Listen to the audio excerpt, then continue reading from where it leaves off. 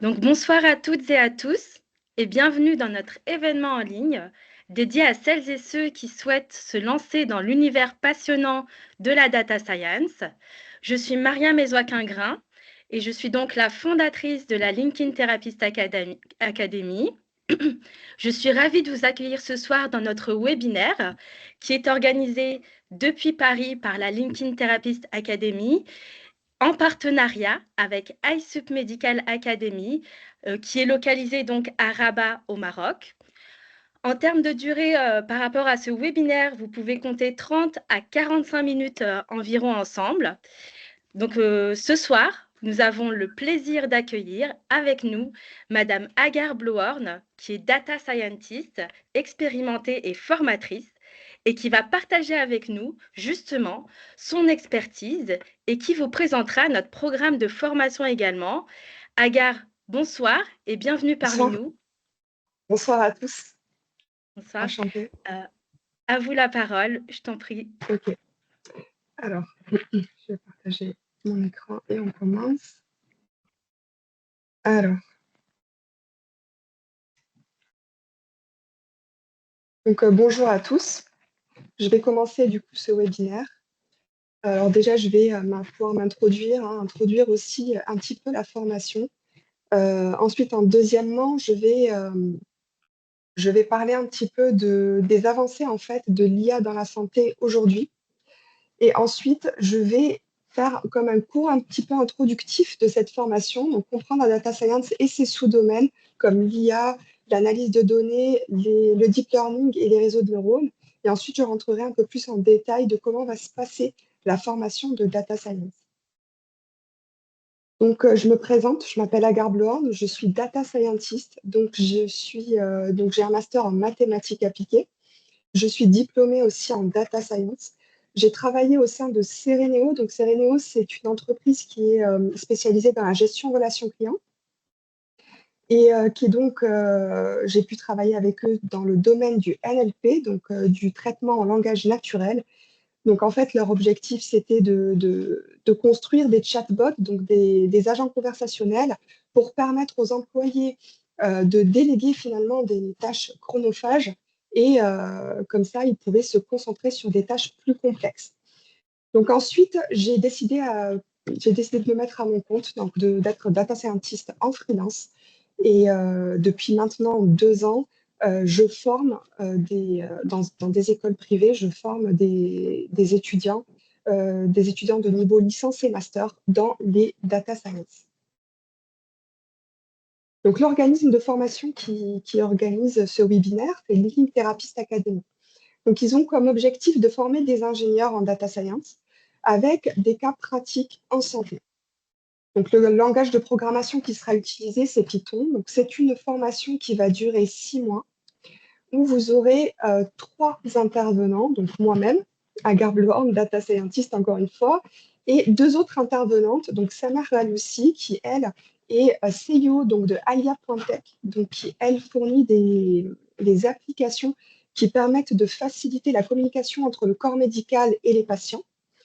Et Dora Sabino, qui elle aussi est CEO de Blazar, qui elle fournit des technologies de pointe pour faciliter toutes les industries pharmaceutiques et de recherche. Voilà. Donc maintenant, je vais vous donner quelques exemples finalement de où est-ce qu'en est l'intelligence artificielle dans la santé aujourd'hui. Donc pour ça, ça va être plusieurs exemples d'entreprises pour vous donner un petit peu une idée de où est-ce qu'en est maintenant la santé dans l'IA. Donc, je commence cet exemple par IBM Watson Health, donc qui arrive maintenant à analyser des volumes astronomiques de données pour faciliter le diagnostic médical au corps, donc pour ceux qui sont spécialisés dans la médecine, donc qui permet d'aider les cliniciens. Ils utilisent les réseaux de neurones pour identifier donc, des pathologies dans des imageries médicales, donc comme l'IRM, les radiographies, et la précision ne cesse de croître. Donc maintenant, ce sont des avancées qui sont, en tout cas, IBM Watson est vraiment à la pointe de la santé en termes d'intelligence artificielle. Je vous ai mis un lien si vous voulez en savoir plus. Alors, je ne pouvais pas ne pas parler de Neuralink, donc, qui explore en ce moment l'intégration de puces neuronales pour permettre à des personnes tétraplégiques de retrouver leur fonction motrice. Donc ça permet de rétablir les fonctions motrices ou sensorielles. Donc, bon, il n'y a pas si longtemps que ça, il y a eu, tout ce qu'il y a autour de l'insertion des puces neuronales chez des corps sains, donc chez des humains qui ne sont pas malades. Donc là, il y a eu une divergence dans le monde médical, bien évidemment au niveau éthique et conscience. Donc, est-ce qu'un corps sain a réellement besoin qu'on lui insère une puce neuronale pour le rendre finalement plus performant? Et enfin, donc, l'avant-dernier exemple, c'est DeepMind et l'apprentissage des protéines. Donc, ils ont résolu un problème qu'ils n'arrivaient pas à résoudre. Ça fait maintenant 50 ans qu'ils essayent de le résoudre, c'est le repliement des protéines. Donc ça permet d'accélérer le développement donc, de nouveaux traitements et qui permet de gérer donc, des maladies comme le cancer ou des infections résistantes aux antibiotiques. Donc, c'est une application qui s'appelle AlphaFold. Donc, si vous voulez en savoir plus, je vous invite à regarder. Ils sont également à la pointe de l'IA dans la santé.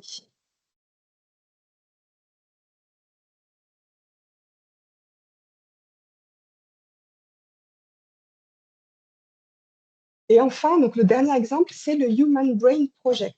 Donc, c'est un projet, en fait, un projet de recherche qui a débuté en 2013 et qui avait pour ambition de cartographier entièrement le cerveau humain dans l'ordinateur.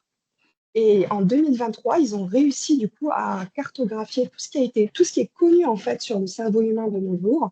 Et maintenant, ils vont pouvoir se plonger dans la compréhension des différentes parties du cerveau et d'où viennent finalement les maladies neurodégénératives comme par exemple Alzheimer ou Parkinson.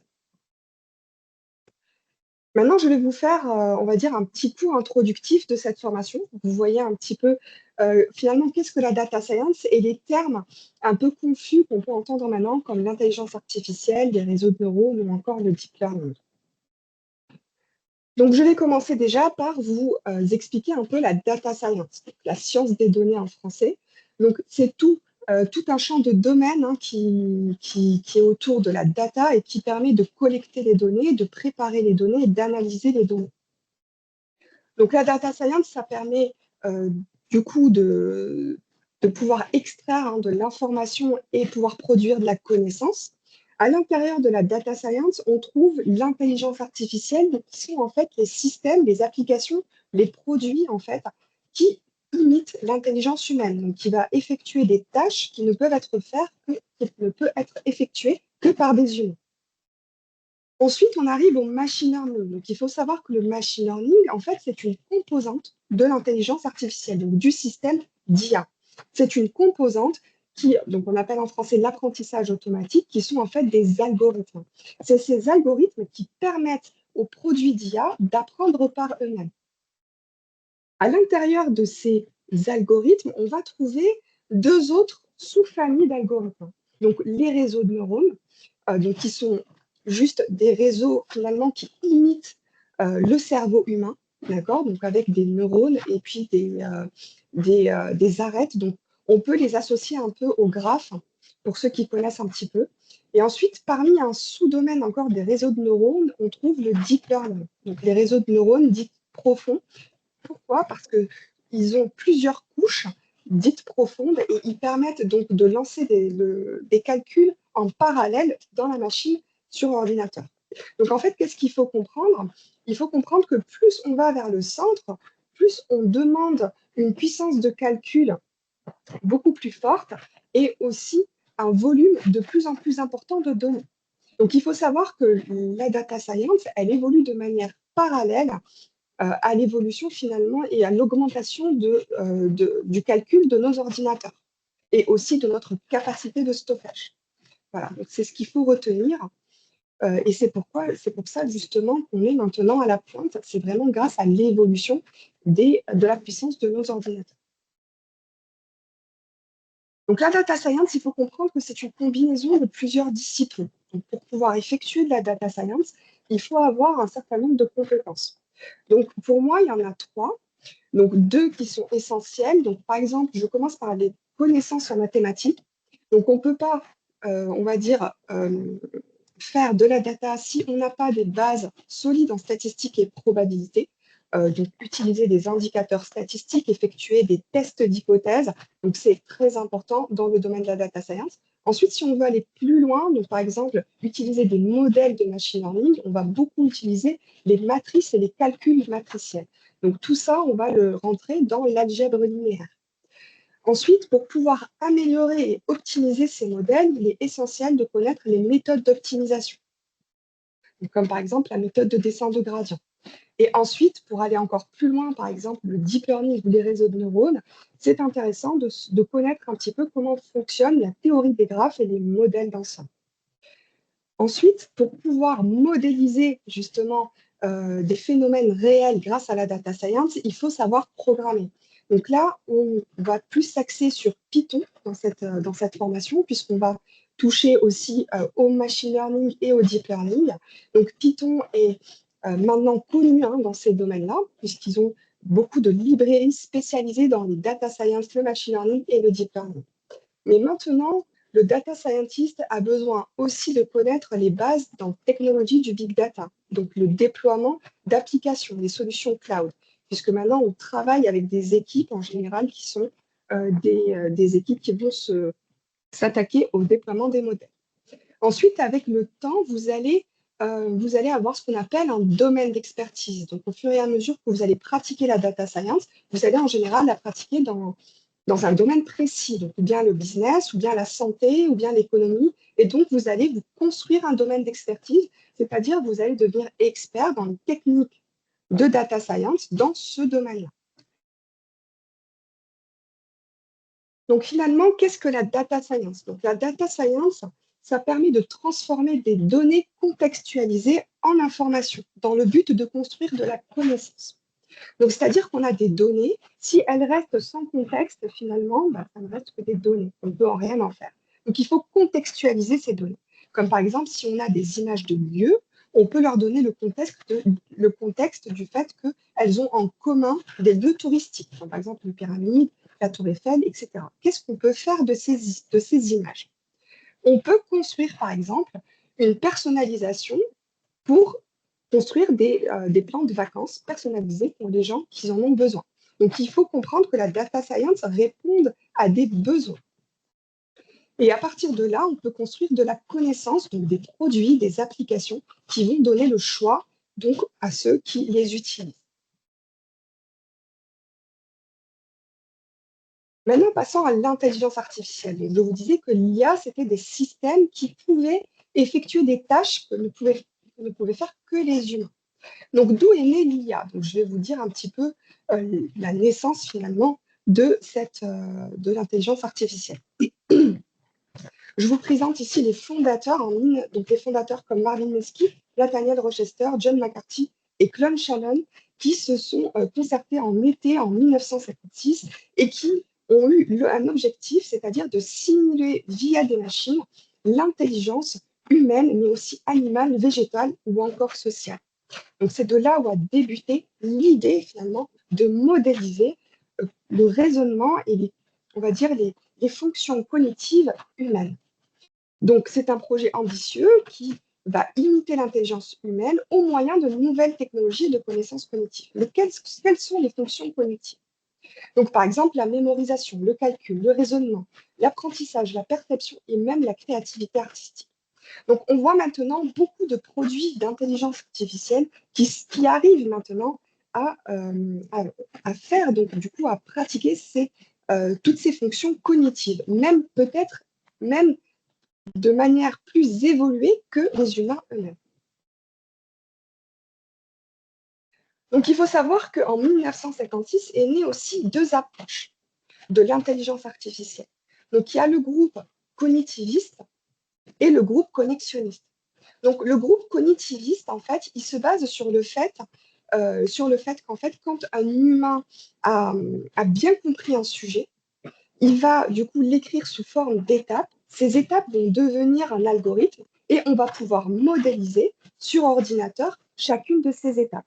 Finalement, c'est ce qui a donné naissance à la programmation classique. Mais est née aussi une autre approche, l'approche connexionniste. L'approche connexionniste, elle se base sur pourquoi est-ce qu'on doit comprendre à 100% un concept pour pouvoir le modéliser. Pourquoi est-ce qu'on n'apprendrait pas à la machine de raisonner et d'apprendre comme nous, on le fait, pour qu'il puisse faire ce travail à notre place? Et c'est de là qu'est née l'imitation des processus biologiques cérébraux. Et c'est de là qu'est né le machine learning, donc l'apprentissage automatique. Voilà, donc ces deux courants jusqu'à présent, eh ben, il y a des modèles qui sont issus du cognitiviste et des modèles qui sont issus du connexionniste. Donc l'apprentissage automatique, d'accord, donc c'est un sous-domaine de l'intelligence artificielle, donc qui à partir de données va permettre de créer des systèmes automatiques qui va être capable d'apprendre via des modèles mathématiques. Donc c'est-à-dire qu'au fur et à mesure qu'on va nourrir ces algorithmes, ils vont apprendre et évoluer comme le ferait un humain. Donc à la base, comment fonctionne ce système automatique? Donc en fait, on va soumettre à ce modèle des données dont on n'a pas la réponse, et grâce à l'algorithme que les data scientists auront construit, ils vont nous donner des prédictions, d'accord, basées sur justement tous ces apprentissages. Donc les réseaux de neurones et le deep learning, qui sont des sous-familles de modèles du machine learning. Donc en fait, c'est simplement donc l'imitation du cerveau humain sous forme de modélisation numérique. Donc là, vous pouvez voir le neurone biologique et le neurone artificiel. Donc on a des entrées qui caractérisent nos données, en fait, finalement. On va leur attribuer une importance. Donc chaque donnée aura un poids, chaque donnée aura une importance. Et ensuite, on va passer ces données dans des neurones. Chaque neurone correspond à un calcul. Et ensuite, à chaque fois qu'ils vont traverser ce neurone, il y aura en sortie, ça sera le résultat, la prédiction. Donc, le réseau de neurones est caractérisé par son type d'architecture. Donc, qu'est-ce qui caractérise l'architecture d'un réseau de neurones? C'est le nombre de neurones, le nombre de couches et le type de connexion entre couches. Donc, on verra tout ça en détail dans la formation. Donc maintenant, on est entouré d'applications de la data science et je vais vous citer finalement les grands domaines qu'on peut voir maintenant. Donc comme par exemple les exemples de prédiction, d'accord? Donc comment est-ce qu'on peut anticiper les événements futurs en se basant sur des données historiques? Donc par exemple la prévision des prix immobiliers à partir des caractéristiques de maison ou bien analyser les tendances boursières. Mais il y a aussi tous les domaines de la classification où là, on va essayer de catégoriser des données. On va essayer de trier chaque donnée et de les mettre dans des catégories différentes. Dans cette famille-là, on va retrouver tous les problèmes de détection de spam, par exemple, ou bien l'analyse de sentiments dans les réseaux sociaux. Il y a encore une autre famille qui est le clustering, où là, on va essayer parmi des données dont on ne connaît pas finalement les liens entre ces données-là, on va demander à l'ordinateur de nous trouver des groupes parmi ces données qui vont nous donner les caractéristiques de chacun de ces groupes. Donc, par exemple, la segmentation de clients. Donc, comment comprendre finalement les groupes de clients qui rentrent chaque jour dans les sites web? Qu'est-ce qui les caractérise? Il y a aussi le regroupement de produits similaires, par exemple. Donc, il y a encore une autre famille que l'on retrouve partout en ce moment, c'est les systèmes de recommandation. Donc, ce sont des systèmes que l'on va retrouver dans Prime Video, Netflix, donc qui va se baser sur nos goûts personnels pour personnaliser finalement, personnaliser le contenu, donc comme les films, les produits ou la musique. Donc, il faut savoir que tout ça, vous allez pratiquer, vous allez construire des projets autour de chacune de ces grands modèles d'application à la data science. Donc maintenant, la formation de data science, donc qu'est-ce qu'il y aura à l'intérieur? Donc qu'est-ce que Thinking Therapist Academy vous propose? Donc déjà, c'est une formation qui va être complète et qui va s'adapter à vos connaissances et à vos compétences. Donc déjà, il y aura une évaluation au niveau du niveau de la programmation, aussi des mathématiques, je pense, pour savoir un peu le niveau des élèves et est-ce que je vais devoir faire du coup une remise à niveau sur certains cours ou pas. Donc il y aura une adaptation de cours en fonction du niveau des élèves. Donc ensuite, il y aura toute une partie d'apprentissage, la théorie autour du traitement des données et des modèles de machine learning, mais il y aura surtout la partie pratique. Donc il sera toujours parallèle à la théorie, hein, vous ferez toujours un peu de théorie et beaucoup de pratique, et qui vont vous permettre de construire des projets que vous allez pouvoir ensuite insérer dans des portfolios ou des sites web. Donc ça va vous permettre de trouver par la suite du travail. Donc, comment va se dérouler la formation? Donc, il y aura toujours un peu de théorie pendant le cours. Et ensuite, à la fin d'un cours, je vous propose tout le temps de faire des quiz. Donc, ou bien en fin de cours, ou bien au début du cours suivant, pour que je puisse savoir qu'est-ce que vous avez retenu et qu'est-ce qu'il faut retravailler. Ensuite, il y aura des exercices applicatifs sur des concepts précis. Et petit à petit, vous allez pouvoir comme ça progresser. Donc, il y aura des veilles technologiques et des travaux pratiques plus conséquents pour ensuite aboutir à la construction d'un projet, même plusieurs projets, de A à Z, des projets de data science. Donc, comme par exemple un projet complet dans le domaine de la prédiction ou la classification ou les systèmes de recommandation. Et à la fin, pour pouvoir vous évaluer, vous aurez un QCM pour pouvoir vous donner la certification finale. Donc, qu'est-ce que vous allez apprendre lors de cette formation? Donc déjà, vous allez apprendre ce que j'appelle moi le workflow du data scientist.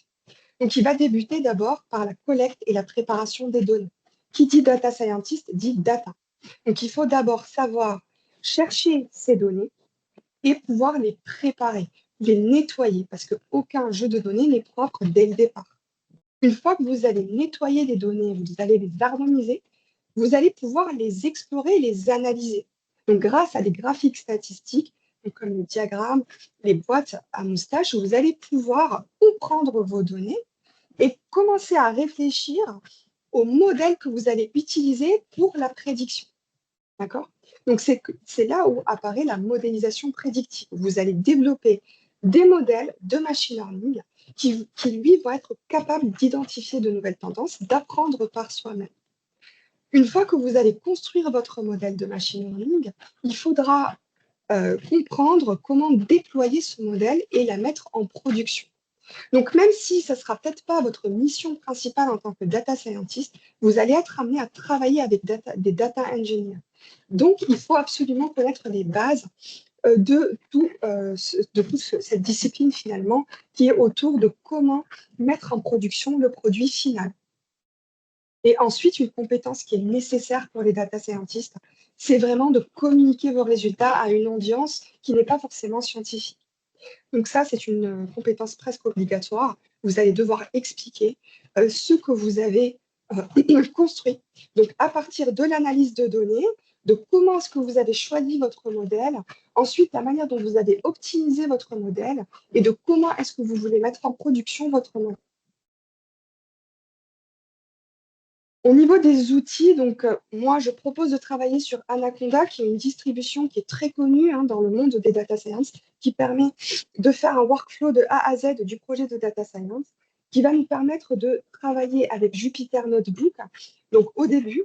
Ensuite, vous allez très vite passer avec des scripts Python pour pouvoir justement explorer donc, tout le domaine du cloud, etc., du déploiement de modèles. Ensuite, on va aussi travailler avec la plateforme Kaggle, donc, qui recense maintenant énormément de data scientists avec des jeux de données qui sont issus d'entreprises et qui vont vous permettre de vous entraîner dans des jeux de données très réalistes finalement et qui vont vous permettre par exemple, de faire des compétitions si vous le souhaitez, mais surtout d'approfondir tout ce qu'on a appris et de pouvoir regarder un petit peu où est-ce que vous en êtes par rapport à d'autres data scientists plus expérimentés. Donc voilà un petit peu sur la présentation de la formation.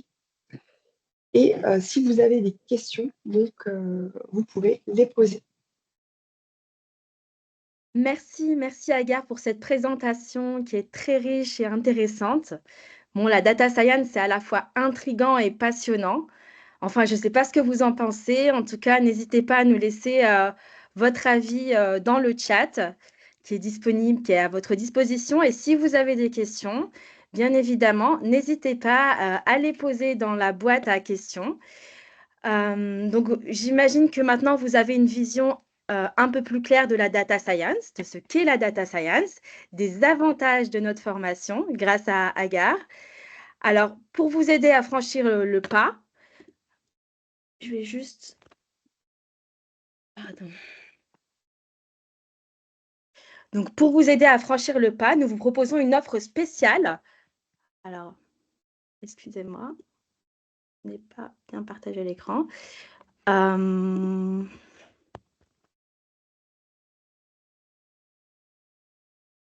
ne sais pas si vous voyez bien mon écran, là, du coup. Là, on voit pas pour le moment. Et là?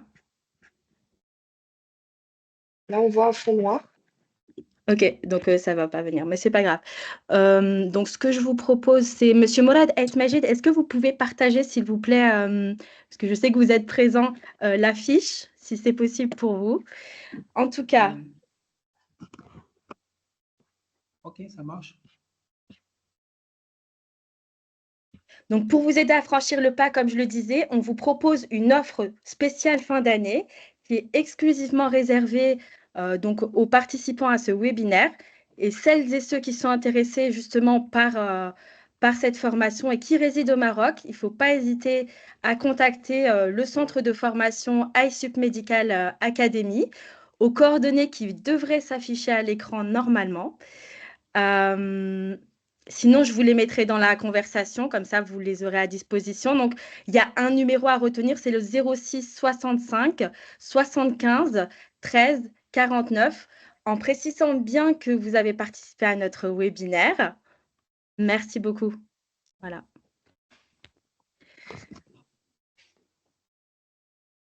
Et pour celles et ceux qui résideraient en France et qui sont intéressés par notre programme de formation, eh bien, je vous invite à vous rapprocher du centre de formation LinkedIn Therapist Academy, que vous pouvez contacter au 07, au numéro qui s'affiche à l'écran, donc le 07 66 20 99 59.